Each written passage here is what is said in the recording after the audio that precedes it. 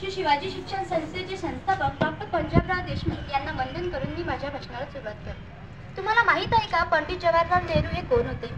इंग्रजांच्या हुकुमशाही विरुद्ध अनेक नेत्यांनी लढे दिले, त्यातीलच एक नेता म्हणजे पंडित जवाहरलाल नेहरू। महात्मा गांधी यांच्यासोबत अहिंसेच्या मार्गाने चालणारे, इंग्रज सरकारला धारेवर धरणारे थोर नेते म्हणजे पंडित जवाहरलाल नेहरू।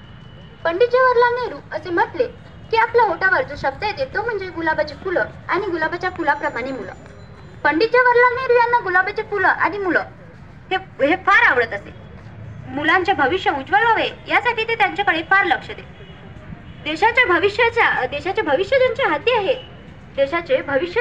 आहे त्यांचा सर्वांगीण विकास व्हावा असे त्यांचे मत होते। 14 नोव्हेंबर 1889 मध्ये जन्मलेले पंडित जवाहरलाल नेहरू यांनी त्यांचे संपूर्ण आयुष्य देशाच्या स्वातंत्र्यासाठी आणि स्वतंत्र झालेल्या देशासाठी समर्पित केले। त्यांनी त्यांचे संपूर्ण आयुष्य देशाच्या स्वातंत्र्यासाठी आणि स्वतंत्र झालेल्या देशासाठी समर्पित केले। 1928 मध्ये झालेल्या सायमन गो बॅक या लढ्यामध्ये सुद्धा ते सामील होते। त्या लढ्यामध्ये झालेल्या पोलिसांनी केलेल्या लाठीमारामुळे ते जखमी झाले।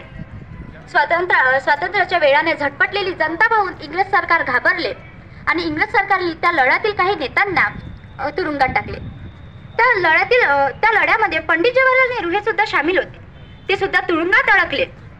ते तुरुंगात अडकल्यामुळे देशाचा राज्यकारभार पाहणे हे फार कठीण झाले, तरी ते डगमगले नाही। त्यांनी त्यांच्या सहकाऱ्यांना सांगितले, माझे काहीही हो